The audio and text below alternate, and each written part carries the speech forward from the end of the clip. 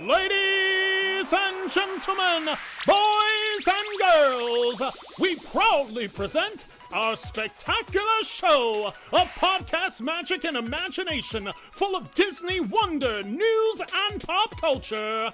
It's the Main Street Electrical Podcast with Jenn Dave and David Dollar. Hey, Jen. Hey, Dave. It's the Main Street Electrical Podcast. Oh, look at you singing.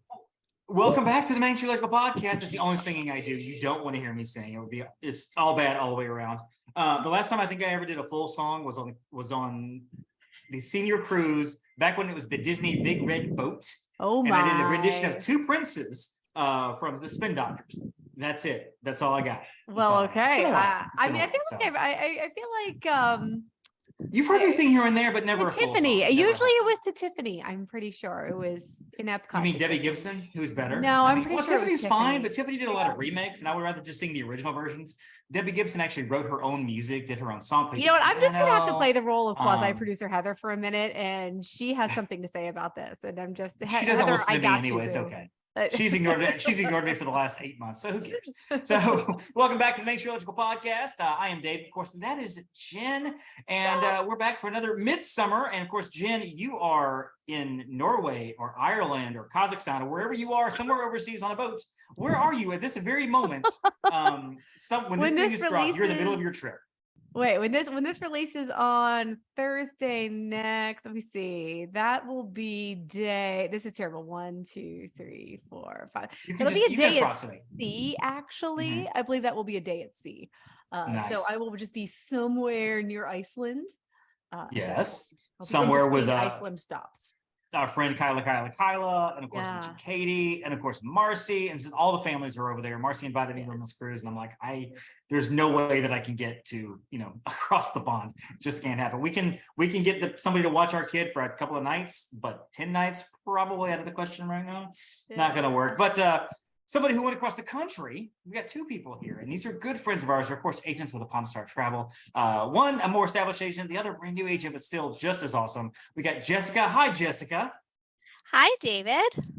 Hey, and Jen. Emily. Hey, and Jen. Emily, who we've talked many times about with Bluebird Travel. So we're going to have a lot of conversations with you guys about Disneyland, because both of you got to go to Disneyland very recently, and we want to hear all about it with a returning guest and a first-time guest to Disneyland. Of course, Jen and I have lots of things to say about Disneyland as well, so it'll be a fun conversation. But it's like first, go ahead, Jen. I was gonna say it's a Disneyland summer. Like quasi-producer Heather is in Disneyland right now. Like as we are doing the show, it's crazy. It's like it's a Disneyland summer. Right, I missed it. I missed Disneyland. I want to go back. I know it's so I great. really but do. So I just had to interject.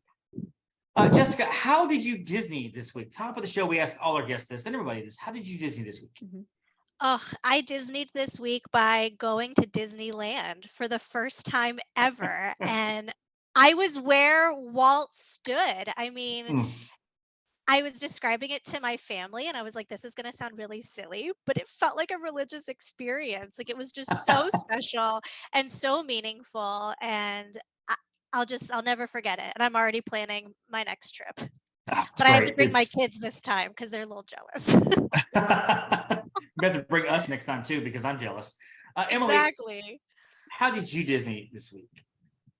I Disneyed this week by doing a little door decorating over at Old Key West yesterday, but I also Disneyed by doing a little shopping for somebody's birthday this week at Disney Springs, and I also Disneyed by going to Disneyland.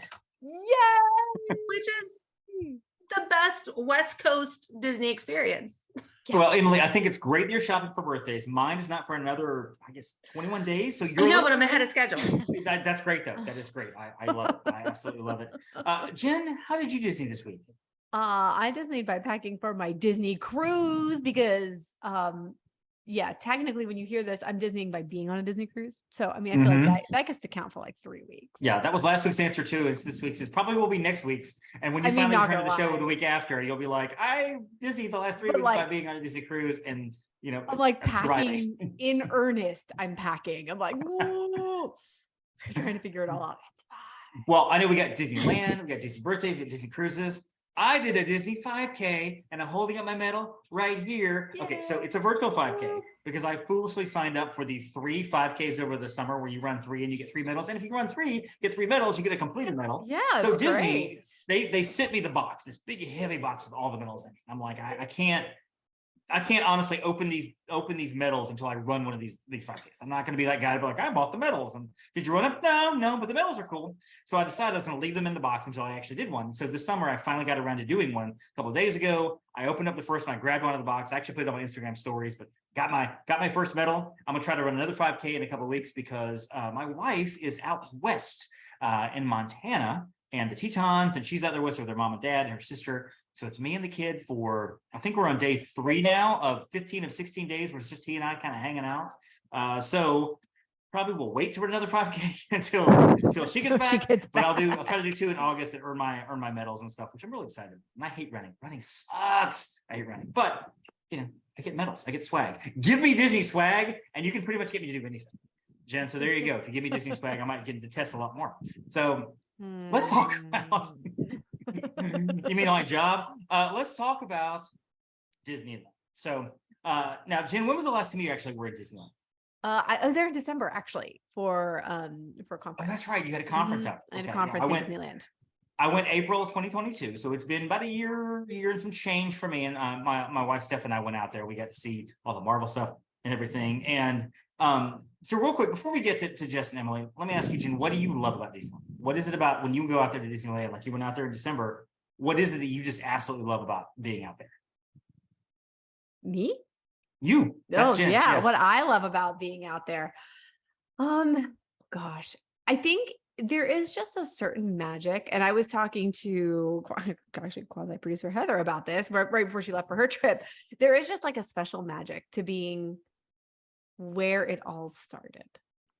About just literally like Walt was here. And I remember my very, very first time, which is many years ago now, in Disneyland going, oh my gosh, this is what he looked at. Like, this is like what he was walking. He was pacing this off.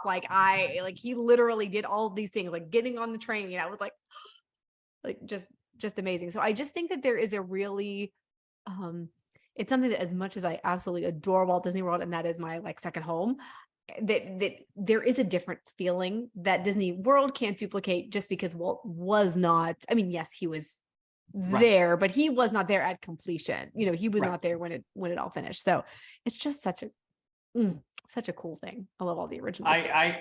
I agree with that because whenever I went, and I've done the Walking with Walt in Walt's Footsteps tour, where you go into Walt's apartment, you see where it kind of hung out and everything. And it's an audio tour, so you have on the headphones and you're walking down Main Street, you hear Walt himself talking about the buildings, talking about the things he was doing.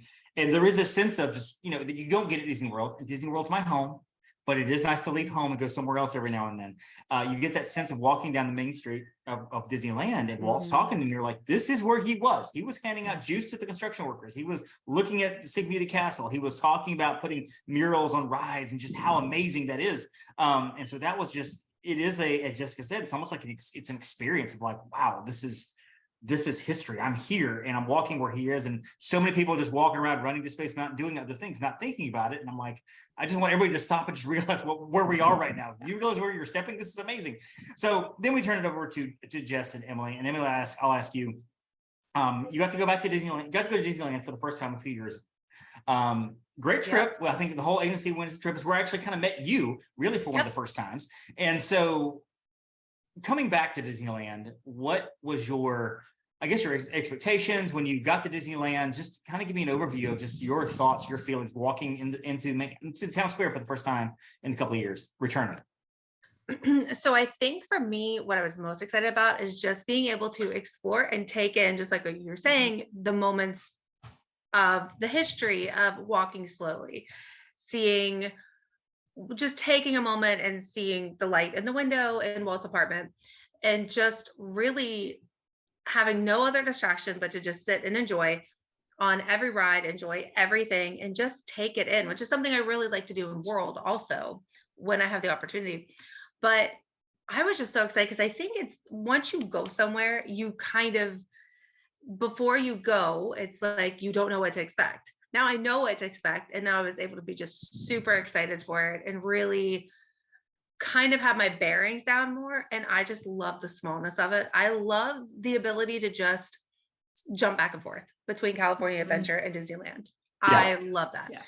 It works well for me. It works well that you can come out of Grand Californian and be right there, downtown Disney, and then right there to your left is Disneyland, and right there to your right is California Adventure. And that works so well for my brain. And I love it. I love being where, Jessica and I were talking about it on Pirates, and we were trying to figure out what is it that just gets us all in the feels on those rides. And I think it is the fact that you're experiencing something the way Walt envisioned it. Mm-hmm. And over here, it's like a guesstimate. It's like, yeah, there's some things he had his hand in and very much, but that is what he had his hand in, and you are experiencing it. Right. It is. It's like we held vigil for Walt. We sure did. Yes. Oh my We God. really did. So Jessica, that brings me to you, asking you, you're walking to Disneyland for the first time. You have been a Disney fan probably all your life. You guys are both based in Orlando. You both live there. And Emily's a recent transplant. She moved from, you moved from up north to Orlando a couple of years ago, correct? Emily? No, I was south. I lived in Sarasota for like 20 years. Oh, that's right. That's right. I mean, she was like north a while ago. But Jenn and I were childhood We were childhood. Yeah. We were childhood. Oh, so like 15, 20 years ago? Got it. Okay, that makes sense. Yeah, exactly. But just, you're a lifelong Disney fan as well, but you've never been to Disneyland.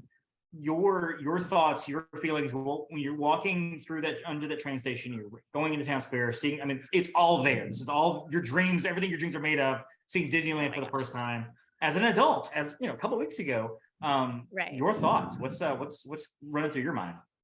Oh my gosh. So not only have I been a Disney fan my whole life, but I'm a native Floridian. So Disney World is all I've ever known. And now I literally live in the shadow of Cinderella's castle. I can see the fireworks from my front yard every single night. So, and trust me, that never gets old. And half the time we don't even hear them. That's just how our brains work now. So to be able to have that first time Disney experience was so special, because that's something I haven't had since I was 4 years old, coming to Disney World for the first time. So it was so incredibly emotional and special. And so I stayed at the Grand Californian, which is just this gorgeous resort. And so you walk through California Adventure. And the second day I was there, I was like, all right, I'm going to Disneyland. I have to go just see the magic. And I walk out of California Adventure, and sure enough, Happily Ever After is playing over the speakers. And I just lost it. I'm on the phone with my husband. I'm like, I have to go. I'm walking into Disneyland and my song is playing. It just was so special and so wonderful. And to be there and taking the moments. And I went in with the mindset of, this is where history happened. This is where, Disney's my whole life. It really is. And so that was kind of the birthplace of this whole amazing Disney experience that we all get to now have. And I feel like I have so much in my life because this man had this wonderful idea. So like Emily said, we held vigil standing in front of the bench where he had the original idea, two grown women just sobbing our eyes out. And it was just such a special moment. And it was really amazing to ride all of the rides that we also have here back at home, and seeing the subtle differences, but knowing that those are the rides the way that Walt intended them was just, it was incredible. I love it. I love that, because, and I kind of have the same sentiment at Disneyland. There's something about, first of all, whenever you hear that music and then you hear that voice, ready to begin, it just, everything is just like everything. And I feel like you're crying. Your husband's like, what's wrong? Nothing. Everything is absolutely right now. Exactly. Don't exactly. He was cracking up at me, and he's like, all right, you go enjoy your moment. Emily comes walking up to me, and she's like, I'm here for your emotional support. Like, thank you so much. I was like, you're texting me when you get to the gate, and you are not to go under that tunnel without me there. Yeah. I'm like, are you ready? Hilarious. Are you ready? Are you ready? So now, without giving too much backstory, 'cause we don't want to embarrass anybody, Emily, but last time you saw Sleeping Beauty's castle for the first time, there was a crazy fun incident that happened somewhere behind you. It had nothing to do with you, but it took away the attention, and like you were, it distracted you, and like your moment of seeing the castle for the first time was like, it was kind of ruined because what's going on here? Long story for the listeners. Yeah. But it was so on track with how my life goes. Like, I'm so close. I'm just so close. Undeterred. How was that? Walking around that corner saying, you know what, this is a do-over. This is well, I filmed it because it's kind of like upon a star legend of what all went down that day. And so it's like, okay, I'm gonna do this. And I feel like I need to bring people along with me. But I mean, I was emotional. I was like, it's just that moment of just being there and knowing where you are and appreciating where you are. And so that's what I told you. And so to go back to what I was most excited about, I was excited to take Jessica, well, not take, but meet up with her and know that I was going to be able to watch her have this experience too, because she loves Disney as much as the rest of us, and knowing how important this was to her, I was like, I get to see somebody have this moment too. And I'm going to tell you what happened. So we had talked about this. We're like, okay, Sleeping Beauty Castle, it's a little small. It's not that grand moment at the end of World where you're like, boom, there's Cinderella Castle, cue the tears.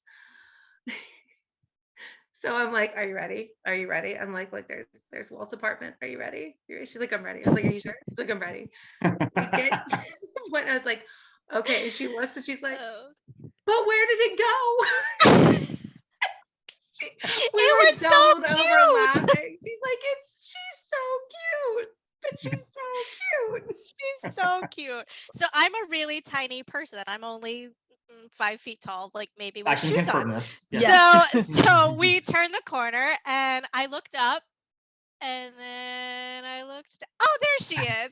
And I was like, oh, that must be like what people think when they see me. Like, oh, there she is. So now then the joke became, it's a Jess-sized castle. Yeah. She's petite like me. That's right. But it's so beautiful. She's so beautiful. Beautiful. Yeah. But she's I love it. She's cute. But I loved that you could walk through, like the walkthrough with the story of Sleeping Beauty. I mean, that's wonderful. And Sleeping Beauty means something extra to me because I named my toddler after Sleeping Beauty.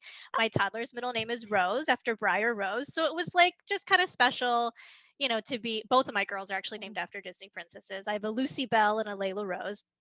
So those two princesses mean something a little extra to me. So that was really cool to be able to go through and actually walk through a castle. And, I didn't have to pay for an expensive lunch. Like, that was kind of cool to be able to be inside. Right. I don't have to pay for lunch to see the castle. Exactly. So that's a big difference. That's a plus for Sleeping Beauty's castle for sure. But I thought she was gorgeous. She's just so petite. Let's talk specifics here, because we could just ramble on all day long about Disneyland, and I think both of us would love it. But at the same time, Jen's like, okay, guys, it's 4:00. I gotta get some stuff done. Objecting, David. Let's talk about the rides. Let's talk about something. First of all, the rides that don't appear in Disney World, just the exclusive Disneyland rides. Talk about some of your favorites. Maybe like Mr. Toad is a legendary ride for somebody who's never been on it. Get to go with Mr. Toad. And then you've got like something, like the Spider-Man web slingers, who nobody's been on. None of you guys have been on because you haven't been there in time since it opened. So talk some about a few of the rides that you guys have got to experience and just absolutely like, this was amazing. Okay, so I will go, and it's going to sound so lame. It's just brace yourself. My favorite inland, my favorite ride, Snow White. That's not weird. Because it's a scary adventure. That is a scary adventure. Yeah, it is. I'll get to that. So and there's a moment when he kisses her and it all glitters and all the bluebirds are around, which I love. Cue the tears. Yeah. And I wrote it. I wrote it 3 times. I'm not joking. I put my behind on Snow White Adventure. 3 times by myself as a grown woman and went. We also don't have Pinocchio in World, and correct. I'm not mad about that because that ride is terrifying. It is terrifying. I mean, it is. It starts out, it's all light. It's all like, oh, da, da, da, da, da, Pinocchio's dancing, da, da, da, da. And then it just gets dark real quick. I think we romanticize. Dark. I mean, like, it's a dark movie. Yeah, it's a weird story. That like Alice and those are weird stories. Snow White. The guy puts him in a cage. I'm like, what is happening? But then at the end, there's Jiminy and there's Geppetto's workshop, and everything's just light and great. And I'm like, I am not okay. We're good. I am just not okay. I've often heard it said that the cast members have to walk those rides, and like at the end of the night, they walk through the rides and everything. I cannot imagine being the one who has to walk through by yourself, Snow White or Pinocchio, or ride through by yourself when there's the park closed, there's nobody around, there's nobody there to hear you scream. It's just like a small world. Wow, we just went there. Small world. The kids in Walt's time were just more rugged. I'm convinced. Yeah. Oh yeah. I'm convinced. Well, but like even let's talk Toad for a second, because do you guys remember Toad in World? No. Okay. No. So I'm too young. I'm the Upon a Star baby. I'm too young to remember Mr. Toad's Wild Ride at World. So I was like, oh my gosh, we have to ride it here. We get all the way to the end, and I looked at Emily and I was like, why are we in hell right now? What's going on? And I love the movie. Like, that's one of our favorite Halloween movies. We watch it every year. And I was like, I don't remember this in the movie. I'm gonna have to go home and rewatch this. But I was like, it's hot in here. And I could see my 6-year-old freaking out. Like, what is happening? And the thing with World, if Emily remembers, there were 2 paths. It actually diverged, and either you went to heaven or you went to hell after Toady do Rex. remember that. I was little, but I do remember that. You just never. It was like I mean, you got one or the other. It's 50-50 what you were gonna get. Can you imagine rolling the dice though with your kids and being like, well, it's gonna be one or the other. We're gonna have a meltdown, or we're gonna be okay. Mom, are we at Universal? Oh no. Also, well, at land, it's hell. It's it's all that's the only place you can go. That's the only option. People. The only option. There was a choice, and they chose. They were like, we don't have enough room for both. So what should we pick? Yeah. So Small World, yes, we have Small World and World, but Small World and Land is just boom. And the fact that why can we not have the characters on World? I don't understand. Yes. I don't understand. Yeah, I love the characters. I love the characters out there. It can't be that difficult to add them. It just can't. That's because Disneyland gets all the good stuff. Like they infuse the music too, even in the Small World ride. I love it. Yes, Disneyland gets all the good stuff. Ariel is singing, and it's just precious. And so good. And then you had Nemo and Alice and Cinderella. I mean, that was part of the fun. We actually ended up writing it twice. So the first time was really like to get content and, just to experience it the first time. The second time, we both put our phones down and we're like, let's just enjoy. And it was so fun to like be in the moment. And it was kind of like a scavenger hunt. Like, who can we find, this time? And I really feel like it would enhance World so much if we added the characters. Yes. Yeah. And Toontown, bring back Toontown. We went to Toontown after fireworks. Toontown's great. At night. Yes, we love Toontown. Adorable. And the queue for Mickey and Minnie's Runaway. That's a great queue. Oh, it's such adorable. a queue. It is. Again, they get all the good stuff. Yeah. Which, by the way, Jen, I hope you noticed what Jess said too. She said one of you said we wrote it twice. One to get content, and the other to enjoy it. That's called travel agencies. That's called travel agencies. Nicely done. And our agent Meredith is listening to that going, thank you so much. I need all your content. Yeah. Oh my gosh. The amount of texts that I sent Meredith last week is crazy. She's probably so sick of me. Not at all. No, she loves it. She loves all of it. She loves all of it. Yes. So Toontown, Mickey and Minnie, did you guys go Chip and Dale, the Rescue Rangers coaster? And how impressions of Did not. It was late. It was late. It was the end of the night. But that one's like okay. But it was like we were at a picking and choosing point. We spent a lot of time with the bench, so a lot of time. We saw the plaque, and I'm reading the plaque. I'm like, I'm just gonna go there. I'm gonna start crying. I'm gonna read the plaque through tears. And my favorite was when Jessica goes, "See, she's crying." So she's like, it's a place where he wanted to take his daughters, and and she goes, and we just took that really seriously. Yeah. Oh yeah. We Now took that live real here, seriously. and And That's good between stuff. us, between us, we have 7 daughters. Like we took the whole having fun with our kids, yeah, specifically daughters, really seriously.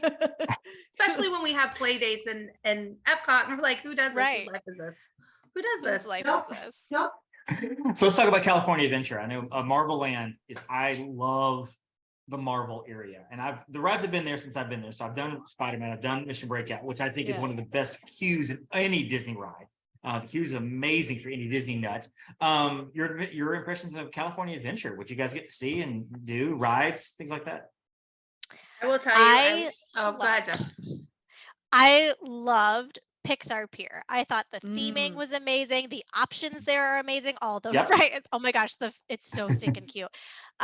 I just loved all of it. The atmosphere there is so fun. Both of my kids are obsessed with Pixar, so I definitely cannot wait to take them back because they love all of it. And they'll have the hotel open pretty soon too, I think. Yes, the hotel. Yes. So I didn't get to tour the hotel because they're just not ready for tours just yet. But it's supposed to be amazing. And we saw like a couple of mock-ups of like the lobby, and it's just going to be so cute. The theming is going to be amazing. I think it's going to be an amazing addition to the Disneyland family of hotels. It's going to be incredible. But one ride that was at California Adventure that I am super jealous of is the Monsters Inc. ride. Why don't we have that? Because so I have an answer for that. I have an answer for that. That was one of these things that was on the docket in 2001. They were going to put that in Hollywood Studios. The recession hit after 9/11, and a lot of things, including that, got shoved off to the side. And so that's something they never returned to. But that was something they were looking at, like a ride like that in Hollywood Studios. I love that ride. And that door area with all the doors. Yes. It's so magical and so cool and much fun. So cool. And every time we watch that movie, because my kids are obsessed with Monsters Inc., we always say, oh, the doors, why is that not a ride?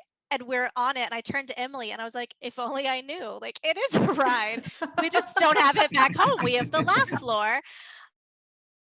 But yeah, I thought that was amazing. And the theming there is just really cute too. I love that the different sections. There's the Hollywood section. There's, kind of like the nature side of California with the redwoods and the trails. And it was just beautiful. I thought it was a really, really, it was a beautiful love letter, I thought, to the state of California.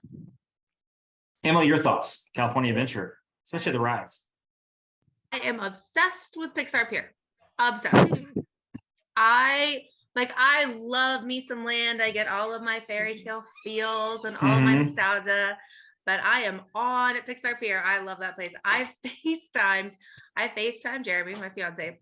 For some reason, I'm like, I'm going to find a quiet spot in Pixar Pier. Okay.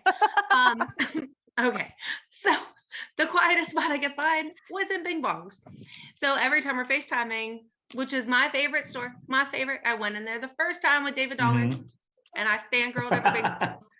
We rode the Bing Bong ride, the Inside Out ride together. We did ride the emotional whirlwind together, yes. Which I mean, really, if there was a ride that I was.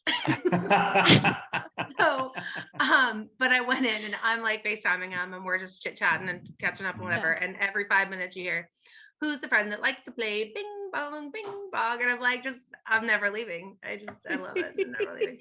So I love that. I just love all the colors, all the sounds, all the incredible coaster coming by, and like even Jesse's Critter Country, like the carousel, and just all the fun theming. And I, as a Baymax fan, cannot wait for San Francisco. I am so excited about that. Oh, it's gonna be so cute. Yeah. So excited.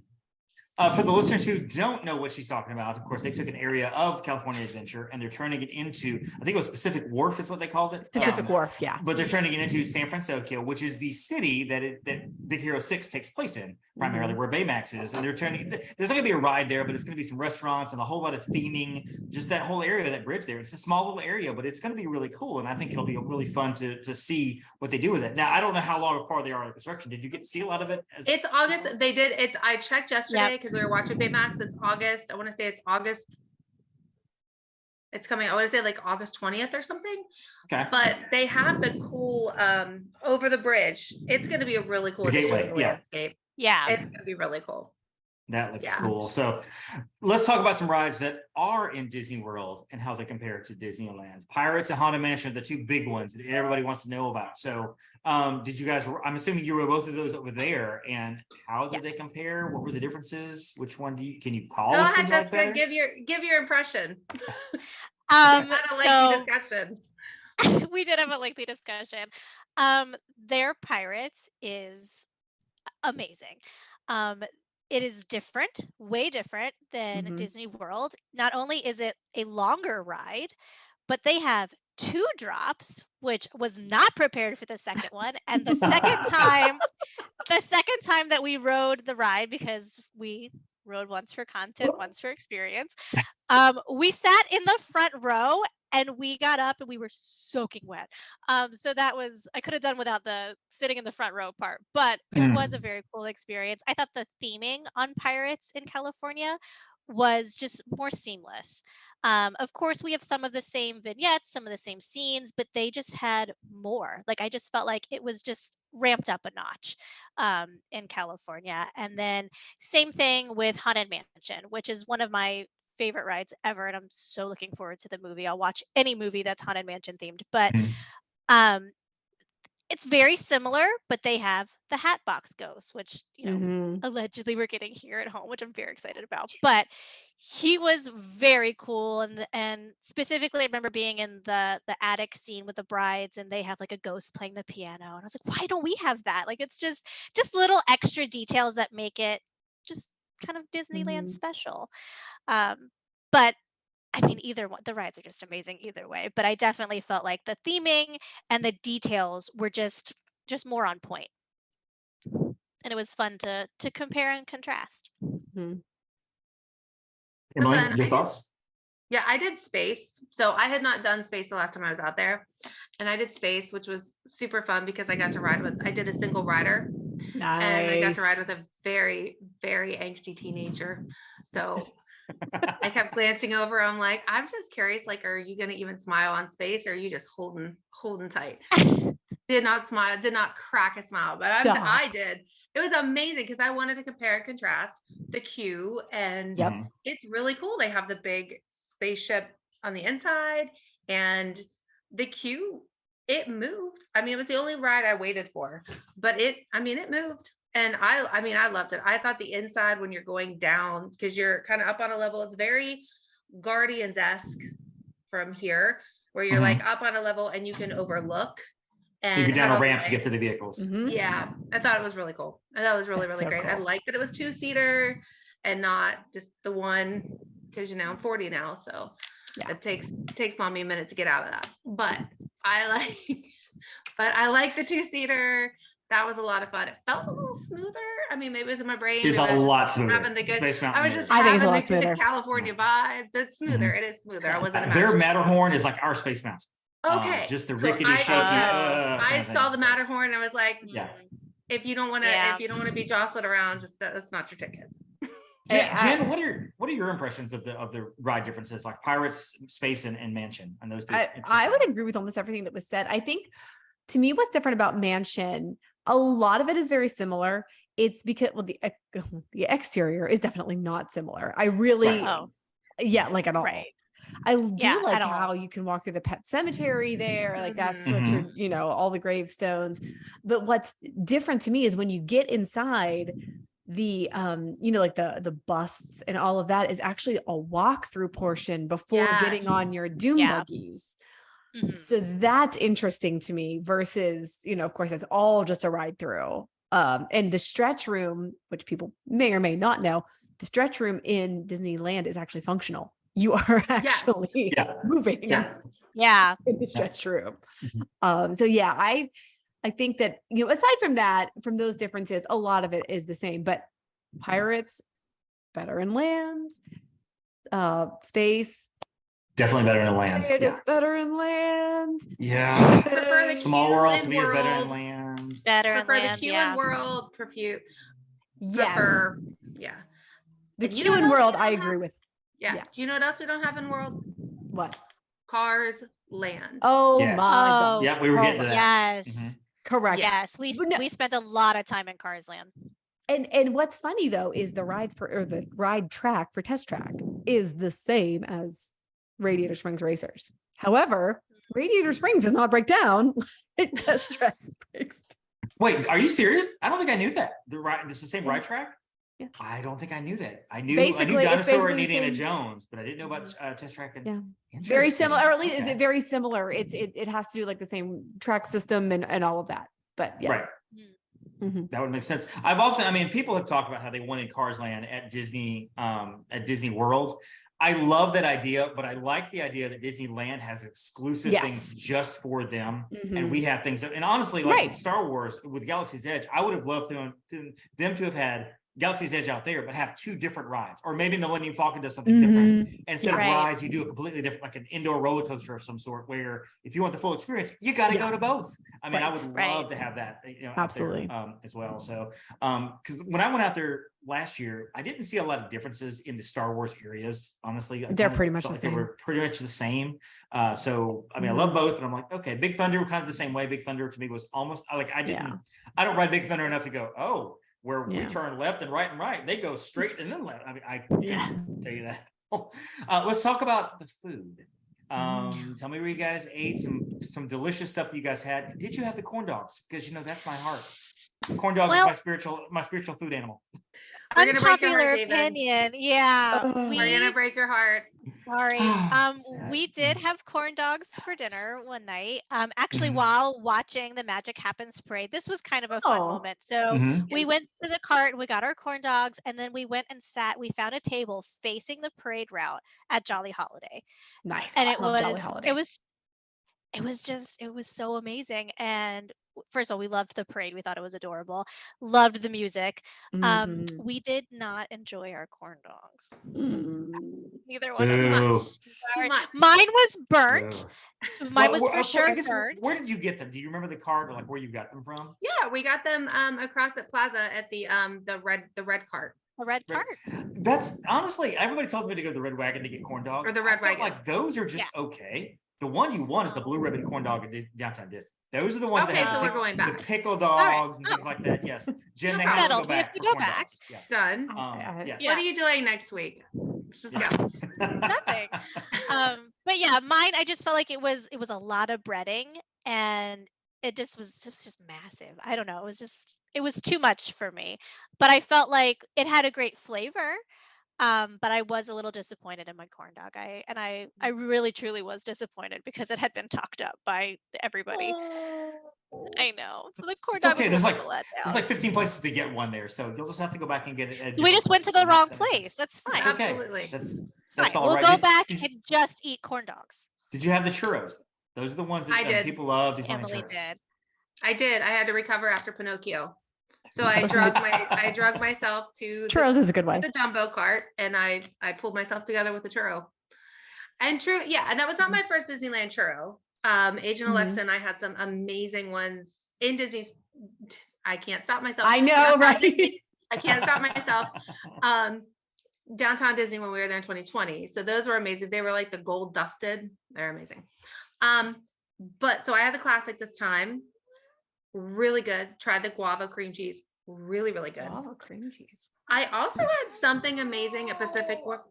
I also had wonton nachos at the Lucky Fortune Cookie or at the Lucky. Oh yeah. It's so it's a new option that they were premiering, and it was, I don't know how to describe it. It was just wonton nachos. It was like a deconstructed wonton, but it had jalapenos on it, and it was really good. I ate like a third of it, but it was really, really tasty. Nice. So I did do that. We did at one point meet up and have a pizza at Grand Californian at the That was grill. good. It's just charcuterie pizza, which I love that spot by the pool there because it has great food. It has a great like overlook. You're right there at the pool, and It's nice there. Great cocktails. Yeah. I love it there. We did that. No, that pizza was delicious. up. I had dinner one night at the Lamplight Lounge. Ooh. Been there. It's good. California Adventure. It was amazing. I split with some other agents. I split the potato. They call them potato skins, but I'm here to tell you they were like a latke. They were just like a thick latke, and they were so good. They were delicious. So those were good. And then some of the other ladies split lobster nachos, and I'm not a big lobster fan, but they looked and smelled amazing. And then I had a very California cheeseburger that had an avocado spread on it that was delicious. Of course. but I was like, oh, I'm in California. I have to have some kind of avocado something or other. Right. But it was so good. And then I had a cocktail there too, which was just delicious. But the consensus there was this is an amazing restaurant and everyone loved it. So that was a really nice experience too. Do you guys also, I mean, and I guess maybe this is my opinion, maybe I'm projecting my opinion here, but like, I feel like the quick serves in Disneyland, overall, I enjoy them more than, I mean, I do have my favorites in World, don't get me wrong. Right. But as a whole, like, I just like how that, and a lot of them are cafeteria style, which I think is kind of cool. I don't know. I like it. My favorite quick service meal that I've ever had, and I don't know if it was the weather, I don't know if it was the company, I don't know if it was where I was, I don't know what it was, but the grilled cheese and tomato soup sandwich at Jolly Holiday. I mean, that's just good. I think that was our last night there, so and it was good. cold. And I remember that. We were all there together. Yeah. Yes, with the lights and everything. It was like, Yep. Yeah. Yeah. And you get pins. The restaurants have the little pins that you can get. Mhm. They do. It's a really fun touch. Yeah. Love that. So, because I'm sure there are listeners that are listening to this episode because it's Disneyland and maybe they haven't been or they want to go. Real quick, you two talk to us about getting from the airport to the resort. What you guys do? Did you ride a bus? Did you take an Uber? How hard was that to navigate, especially if you've never been there before? So we flew into John Wayne Airport, which was only about 25 minutes away with traffic from the Disneyland property, which I thought was amazing. And just took a lift, and it was super easy. I mean, got off the plane, said we were here. Within 5 minutes, someone was there waiting for us at baggage claim. It was super easy, super accessible. I thought I was very happy with the transportation to and from. And flying pleasantly into surprised. Yeah. No, I was just pleasantly surprised that, it is a smaller airport, which was kind of nice because I don't really fly. This was my first time flying in 8.5 years. Wow. I am not a big flyer. I do not enjoy it. If I can drive there, I will. Driving to California from Orlando seemed like a stretch this time. So to me, it was like a necessary evil. Like, okay, I have to get on the plane. But I felt like I did okay.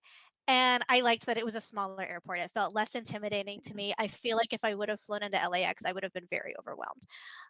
So I will definitely, next time I go, fly into John Wayne Airport in Orange County for sure. I will say that I have flown into LAX most times I've gone to California, and from there, because it is a bit further, like LAX is definitely further than John Wayne from Disneyland Resort. I have taken the shuttle service that Disneyland uses, which is Carmel shuttles. And I mean, it was fine. The driver was very nice. It's a clean shuttle. Like I didn't have any issues. They picked me right up. But it is, I mean, you are probably like 45 minutes to an hour, depending on traffic. Yeah. And that's right. Kind of brutal. So, well, my first time, let me tell you what not to do. The first time I ever went to Disneyland, this is 2011. My wife, Stephanie, had just found out that we were expecting. So she was only like a month or so along, 2 months, however long. She wasn't very far into it, whatever, but she was to the point where she couldn't ride a lot of rides. So we didn't get to ride the roller coasters and stuff like that together, which was very disappointing for her. But I'm like, hey, honey, I'm on the coaster, have fun. But we got there we flew into LAX, and neither one of us really had a concept of Southern California. So we took a taxi because that's all we do. All we knew to do. It was $120 to get to our hotel. Which was right around the corner from Disney World. So we had the Disneyland. We had the art transportation where we took the shuttle from the hotel and such.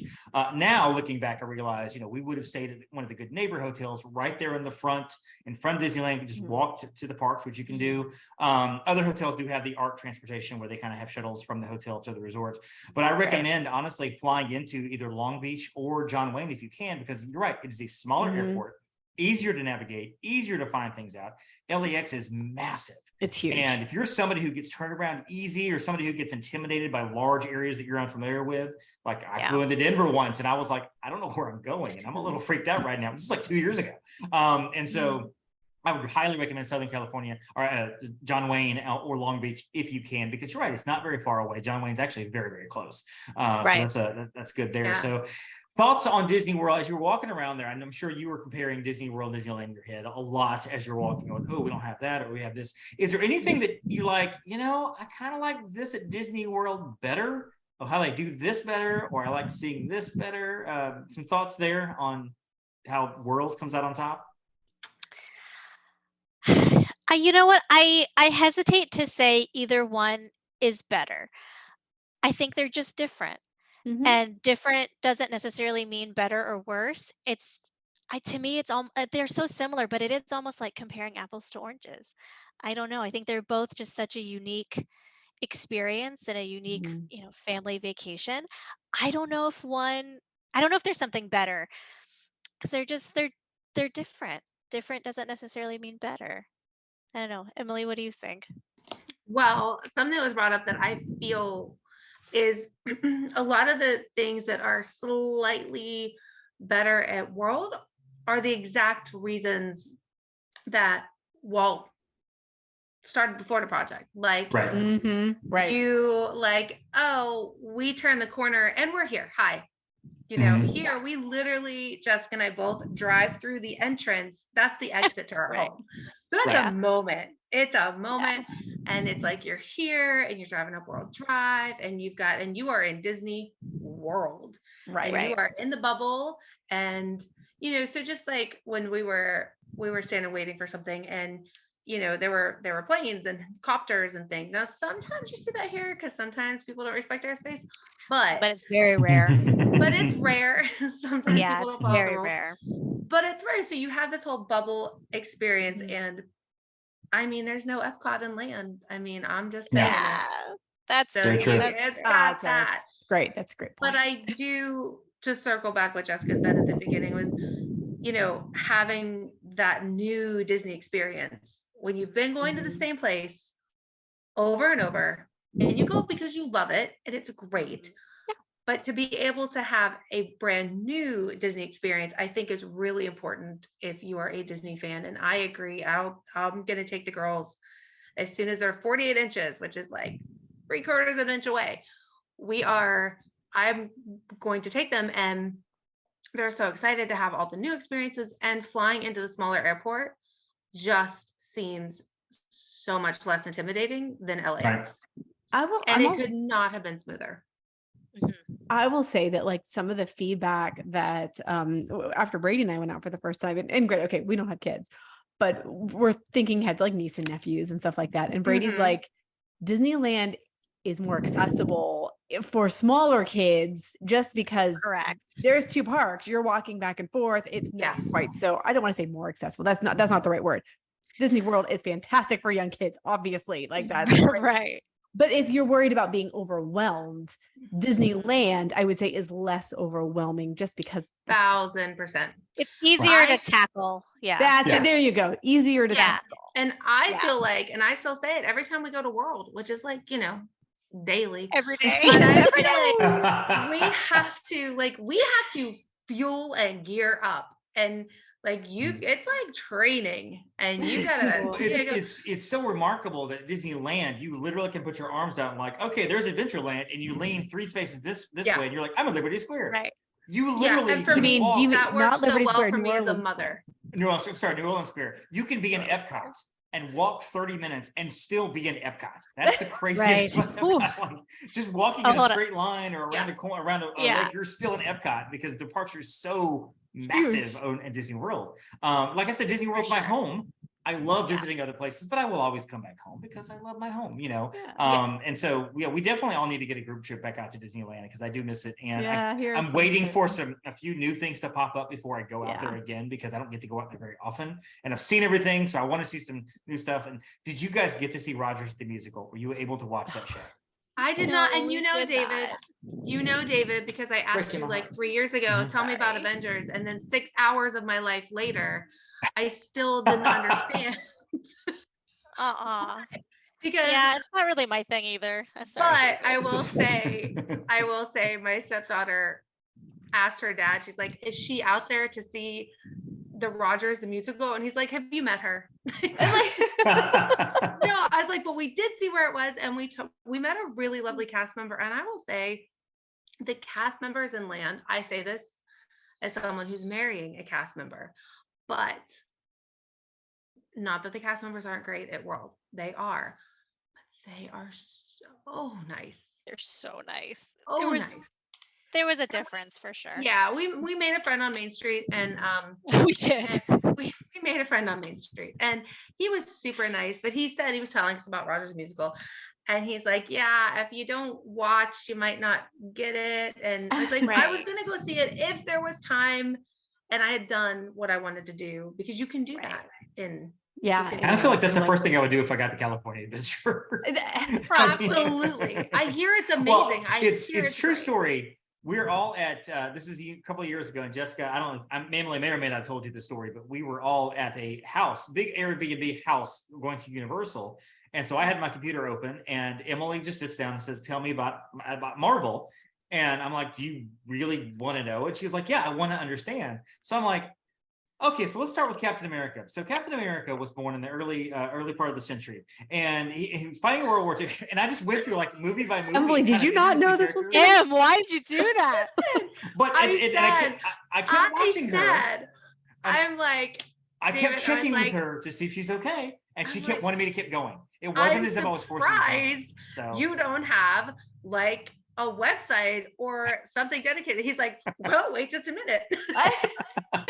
Well, because I had actually written an article, which is one of the only blogs I've ever had that go viral. I wrote an article before Endgame, and it was basically the chronology of the Marvel storyline. So for somebody who didn't know a lot about it, they could jump in and say, okay, so this is Thor. What are these Infinity Stones? Okay, so that's what the Infinity Stone is. That's where this movie comes in. It was just a very plain, like, This is how the movies are laid out. This is what you see in the movies. What I do know about the Avengers, I learned from David Dollar. I need that on the shirt. That's right. I know about Avengers. I learned from David Dollar. Yes, I'm a nerd. Sure. What can I say? No. I often joke with my friends that I'm glad that we're married now, because I don't know what we would be like in the dating world now. Because I'd sit down with a lovely young lady that I just met at dinner, and I'd be like, so have you seen Guardians 3? What do you think about the team? Are they gonna get together again, or I'd be all nervous and stuff. And if you were an Avenger, who would you be? That's David's icebreaker. So what is your favorite Avenger? Because mine is Hawkeye. I love Hawkeye. Oh, you're an as she's pulling up, like, yep, go ahead and send me that emergency rescue code. Yeah. Yeah, exactly. I'd be texting Jen going, hey, Jen, you said ask her if she's Captain America, Iron Man. She says Hulk. What do I do? Run. So right. Do I run or I smash? I don't know. All right, so last question here about Disneyland, because again, we could go all day. But last question about Disneyland. Jess, I'm going to ask you, from a first-time perspective, if somebody has never been to Disneyland, obviously we're going to tell them to go. Mm-hmm. That's beyond right. Yeah. Go. Why? What would you tell somebody who maybe a client who comes to you and says, I want to go to Disneyland, you're going to book my trip for me. Tell me about what I should expect as a first-time goer who always goes to Disney World. What do I need to expect? What do I need to know about going to Disneyland? Jess, kind of in a nutshell, what would you tell them? So if I have a client who is used to going to World and they want to go to Land, I'm going to let them know that it's easier to tackle. You know, you have World and you have the 4 parks. And in order to get from park to park, you have to get on a boat, a bus, yes, a car, a monorail, some kind of mode of transportation to get from park to park. You just walk. And coming from, I'm a mother of 2 and I have a toddler still in a stroller. To me, that's such a big selling point. I don't have to fold up my stroller to go from park to park, because I have the kid where if you get her out of the stroller, Godspeed. Good luck getting that kid back. So, I mean, my little one, she's a little spicy. So to be able to go back and forth and to walk around and just be able to get from place to place. And it's just so much easier to tackle with your little ones. And I also thought that there were more kid-friendly, like 5 and under options at Disneyland. So if I have a client coming to me and they have young children, to me, that's a selling point. there were so many options for young children there. And it's more intimate at Disneyland. It's less overwhelming. It's more tackleable. I think it's such a great option. I can't wait to start sending clients there. I think everyone's just gonna love it as much as we did.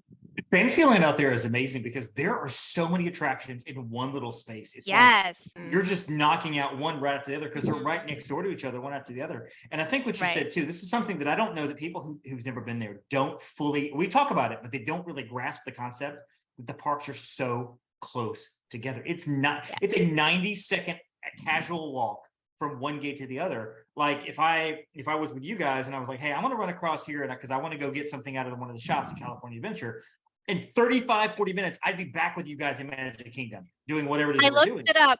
You know, I looked it up the other day. It's 0.06 miles in between. It's ridiculous because if I said that at Disney World, we're at Magic Kingdom, I'm like, hey, I'm going to go to Epcot to the Creation Shop and grab something.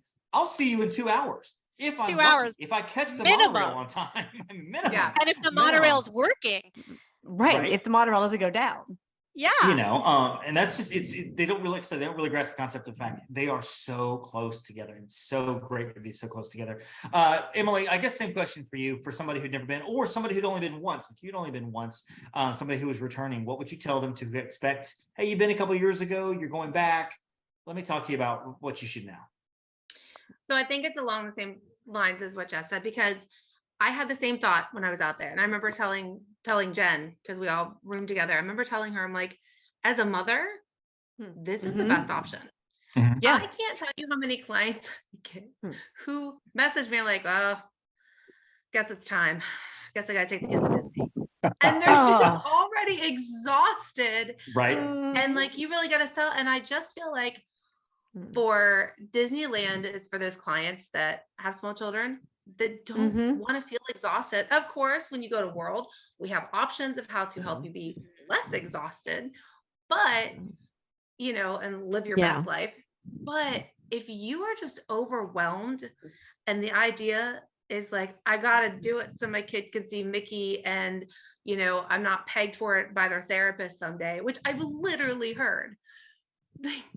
Go to land. Go to land. And I think people think, but it's far. But it's far to the other coast. I mean, both of us were like, this is not bad. The flight was not bad at all. You do a trip and you get off, get the kids able to stretch their legs, recharge the iPads, the tablets, hop back on, you're up and down. Like, oh, hey, Florida, look, Texas, hey, there's like, and it's not bad. It's just not bad. And from Florida, it was 2.5 hour flights each. Yeah.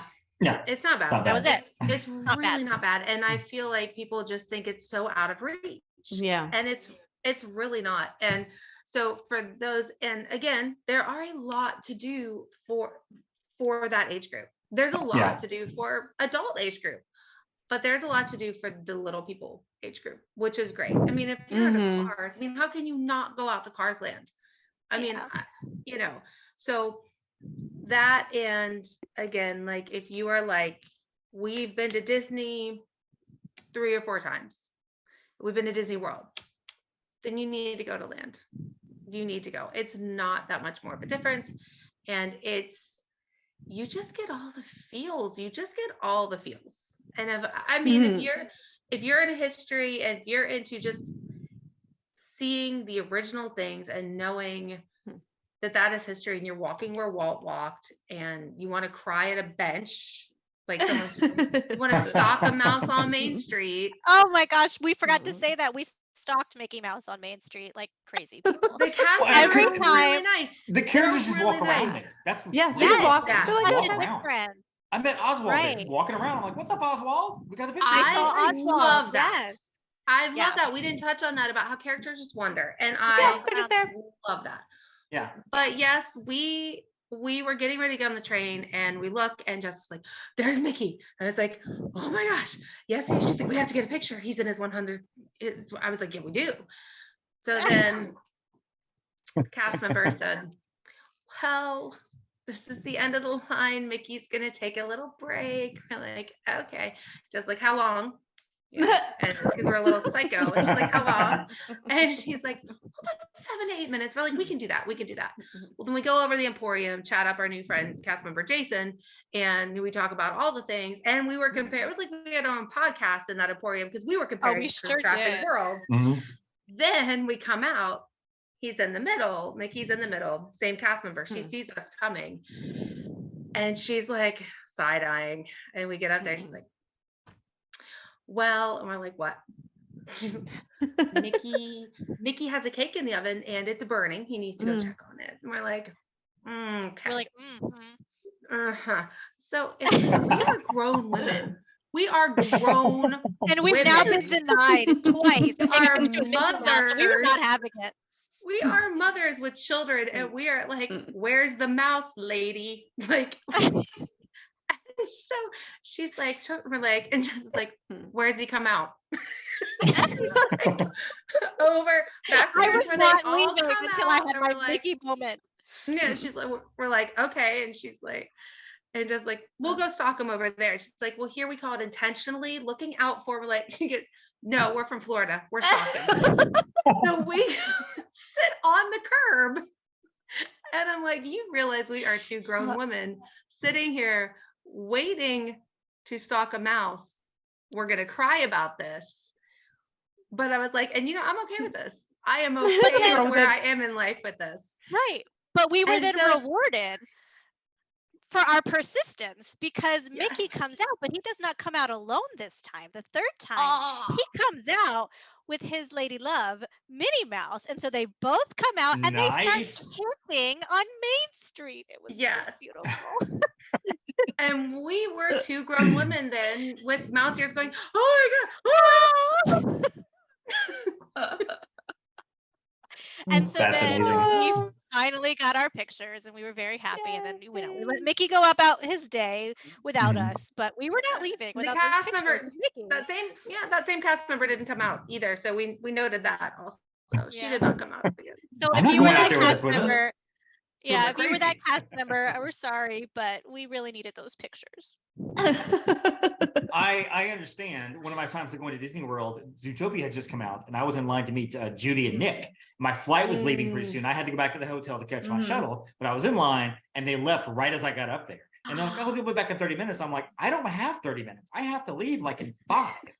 And so the next time I went to Disneyland, I told my wife, I'm like, we're meeting Nick and we're meeting Judy. I don't care what it takes. We're going to meet them. And we did. I made sure that was one of the first things we did in our trip. I'm like, I think I was denied this last time. I will not be denied Nick and Judy Hops again. It will not happen exactly. Again. So let's jump over real quick. Feeling. It really is. Let's jump over real quick to Disney World again, because Emily, you are the creator, the owner of Bluebird Gifting Company. So real quick, tell us what that is and what you do, what you can do for people. So the question was, how can I be at Disney World and on property every single day of my life for the rest of my life? Bluebird Gifting was the answer. So, or you can just do it. what I do? Quasi-producer Heather. Yeah, I'm like, this is what I need. I need to make this happen. So it was a means to an end. Again, mouse ears. I love it. Yep. But I'm okay with it. So Bluebird Gifting, I do this really super fun thing where I can come and decorate your room for any theme, any celebration, anything. And something of note, Disney Floral Gift has not done this since COVID, and they are not doing it any longer. So I am the only game in town that will decorate your room. Which birthdays, anniversaries, honeymoons, I've done birthdays, I've done engagements, I've done more 50th birthdays than I can count. I love that. Yeah, and any celebration. And I'm working on a Halloween Haunted Mansion theme. And also for Christmas, I have tree rentals. So Christmas tree rentals. And I'm also offering, I will have a Christmas in July offering where you can pre-book for a good discounted rate for Christmas trees. And also I am putting together a hot chocolate bar. So just picture you're coming back from Mickey's Very Merry. You come back, you're on your Christmas feels, you decorate a tree together as a family, you have some hot chocolate, some sugar cookies, and you just enjoy that family time, because I just feel like those moments when I was a child of being on property and not necessarily at the parks, but just spending time with my family in that whole euphoric feel is really it's just an expansion of that. And I also do gifts, and I have a family game night package and a welcome to Disney package where you get a plush, you get an autograph book, you get everything you need for your trip, for that special trip, or just whatever. I'm just here for the snacks package where you just get all those classic treats. It's really fun and people are so excited. And I love to theme to the resort. So I've done almost every single resort. Clearly plenty of repeats, but like Polynesian, I've done Hawaiian theme. I've done Princess Room was a favorite. And so it's just beautiful. So I am on Instagram, Bluebird Gifting Co.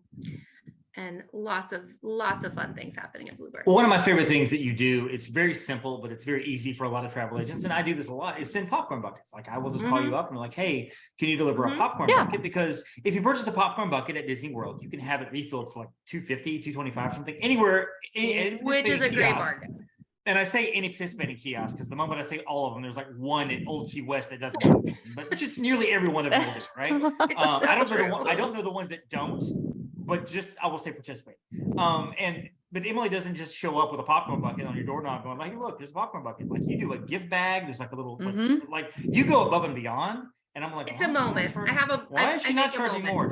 She shouldn't charge me more, but why is she not charging me more for this? This is insane. Here's your David Dollar. You get the special David Dollar rate. Exactly. But I mean, your work is great. You have a lot of fun doing what you do. And you can tell that you like doing those things. It's not just, you don't just go to the Dollar Tree and buy some rinky-dink toys and throw them in the basket. I mean, you're actually putting work into your creation because you want something that people will love. It's a little pictures of. It's a little higher end, but you're not leaving with junk. You're not leaving with stuff. You're not leaving with, you know, little goldfish packets. And I mean, there are other businesses that will do that. I just don't. I just have a different aesthetic.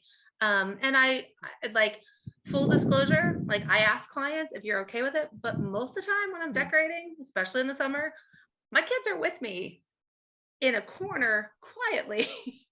Or they're like helping me, you know, blow up balloons or whatever. But it's something for them to also be on Disney property, be at resorts, and be like, we get to come here every day, and this is and they're handsomely rewarded with Mickey treats. But it's not a bad gig, and it's so much fun. And I love the more creative, because how many things can you celebrate at Disney? I mean, really. Everything, right? Everything. So I love the fun, different celebrations. Like, don't just throw at me your birthdays, your engagements. Those are all wonderful, but throw at me whatever. Love that. So also you guys have let me know that you are starting a brand new little business, a little side hustle. I know you're still in the early stages of kind of putting that together. Give us a real quick pitch on what that is. And we'll have you guys back to kind of really flesh the whole thing out once you get started. But kind of what do we have to look forward to?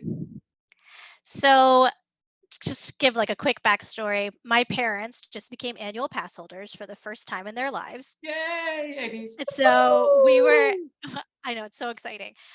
So we were in Epcot a couple weeks ago, and we're walking around, and my mother is just asking question after question after question, and I had an answer for everything. And it was like, where is this? How do you get this? Where did that come from? And she said, wow, it really pays to have you here in the park with us. And a little light bulb kind of went off in my head. And I started thinking like, wow, it would really pay to have like a Disney expert in the park with you. And so I approached Emily with this idea, and I said, let's create a sister company to Bluebird, Magical Mice Tours. So we have our mice and our bluebirds because we just love Cinderella. And we are not Disney affiliated, of course. Have to throw that out there. My attorney husband is in the back going, you know, you are not Disney, so we cannot guarantee front of the line. We will not take you backstage, not happening. But it is going to be a VIP and concierge tour service in the Disney parks. So we'll have a minimum of the hours that we will be with you, and we will assist with Genie Plus selections and management, park your strollers, get you snacks, water, help you with the mobile service pickup of your food. any little extra thing that we can do to make your day at Disney more manageable, less overwhelming, and just be your personal assistant while you're in the park. Think of all these families who have multiple kids and it's stressful and you're hot and you don't understand how Genie Plus works because it's constantly changing. So having someone in the park there with you, kind of holding your hand through it, assisting you, holding your bags while you're on the ride, staying with your kids while if you and your husband want to go do a roller coaster or something and you have littles, we'll stay with them, kind of as the rider swap alternative. Just being your personal assistant through your day at Disney, making your day more magical and more manageable. And I love that. So like David said, this is really just a concept where, we are boots on the ground, like grassroots, just starting it, but we're really hoping to be able to take on clients very, very soon. And it's going to be a more affordable option as well. Or for people who know how to do Disney, they just don't want to deal with all the hassle. People are like, you know what? Sure. We've been many times. We want somebody to look after little Johnny and little Janie so we can ride Everest together rather than a single rider. We want to, we don't want to stand in the mobile order line. So why don't you go get our food for us? That'd be great. Here you go. I mean, I love that idea. I think that's a great idea. So I look forward to seeing this fleshed out. Because we share a brain, I came up with a similar concept. Exactly, literally identical. It was kind of a different kind of thing. But I was in the parks 4th of July a few years ago with quasi-producer Heather, and I was waiting for them to get off a ride or something, and my kids were a few years younger, so they were in a double stroller, was a single mom, and they were napping. And I just remember I was standing there at Sleepy Hollow because I know all the best napping spots with all the best shade, and I'm like standing there and I'm watching. First of all, I'm like, oh man. And I have my oldest with me and I was like, yeah, we can't go on anything. I'm a single mom. Like you can't go on anything. You're not quite old enough to go by yourself or confident enough to, and you got to stand here for an hour while they nap. And that's precious Disney time. So I'm standing there and I'm also watching people come around past mansion and pass through the Rapunzel bathrooms, and that's just a hotbed of activity for little children. And I'm watching these parents come through. It's midday, it's hot, it's right before Festival Fantasy Fair, and these parents are arguing with each other and trying, I don't know what to do with this one, shut down, this ride's shut down, I don't know where to go, I don't know what to do, what do you want me to do? And I'm like, if somebody could tell me, hey, you take the kids on Dumbo, I'm going to have your latte waiting for you from Joffrey's when you get off. And like, I'm going to have the stroller right there waiting for you. And so I think as mothers, as someone who's been a single mother in the parks and just mothers in general, there's so many people we want to do expanded, we want to do festival tours, even Instagram spots, come up with whatever tour you want a tour of all the latest treats. We're going to take you to show you where all the latest treats are, all the Instagram spots, all that stuff. And and it's one of those things where as an agent, you can walk a client through Genie Plus, you can walk them through an itinerary, but as an agent, you're not there and you can't, they can text you like, oh man, Remy is down. What do I do? The storm's coming. And if we're on site concierge, we can be like, hey, listen, so here's what you're going to do. You're going to go get some shaved ice. You're going to go over here. You're going to do Kid Cop for a while.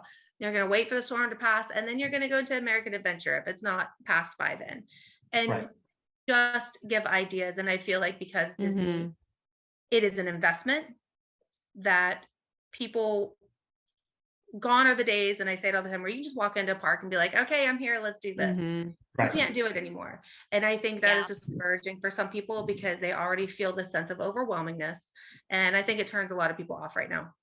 And instead of being able to look up from their phones and enjoy their families. So Kitchen Creative is closed. There are no more walk-on rides. So yes. Right. And hold on. Jen is texting me. Ask them how much extra are the rose petals to throw down as I walk because I'm busy. I guess that's something you guys can add on there. Jen, for you free. That's an add-on. Yes. That's an add-on for sure. She will provide you with a crown. Just bring it every time she comes down. So keep it in storage. Keep it safe. No problem. There's one of the reasons that I have my eye on. Yeah. Love this. Love it. All right. So let's go ahead and get some contact information for you guys. Jess, you are a brand new travel agent. And I love, first of all, your social media is great. I love watching your social media. Just what you do on Instagram is fantastic. I know you have a personal, you have a magical moments 21. Is that right? Magical Mouse Moments. Magical Mouse Moments. Yeah, there you go. So at Magical Mouse Moments 21. Anywhere else on Facebook? Anything else that people can find you on, or just Instagram? Yep. Nope. I have an Upon a Star Facebook. It's Jessica L. Upon a Star Travel and Concierge on Facebook, and then I am currently working, and I'm so almost ready to launch the Magical Mice Tours, all of our socials. He hasn't slept since Disneyland. I swear, he's not slept. I can't get this idea out of my head. I'm going full steam ahead. So the website honestly should be ready by the end of the week. Like, that's how much sleep I'm not getting. And the Instagram and the Facebook page and all of that good stuff. So the name of the company is Magical Mice Tours. We'll be posting all of that on all of our Instagrams as soon as you get it ready. Emily, Bluebird, where can people find you if they were interested in Bluebird? You can find Bluebird on Facebook at Bluebird Gifting Company. And you can find me on Instagram at Bluebird Gifting Co. And you can find me at Upon a Star Emily on Insta. And you can find me at Upon a Star Travel dash Emily. That's pretty close. I'll pop up. You put on Upon a Star and then you're gonna find me. Right. Or go to David's post and you'll see my name tagged. So yes. Jen, exactly. People should be following you already because you're in Norway or Iceland or wherever you are right now. Day at sea, you're in the middle of the Indian Ocean. I don't know where you are. I don't know geography. So, Jen, where can people follow you if they're not already following you? You can find me at Upon a Star Jen on all the socials. Also, my personal Instagram at Jen_Novotny. So, yeah, take a look at those. I'll be posting on both accounts, I'm sure, all over the place. So, of course. Yes. Of course. So make sure you're also following our friend Kyla, who is on Instagram at Disney Geek 27. And of course, the Moana mom, because she's in Disneyland right now. That's how Sister Heather. Follow me on Instagram at the Magic on $1. I'm getting close to 1,000 followers. I'm getting so close. I was on a podcast last week, and that's helped me out a lot, by the way.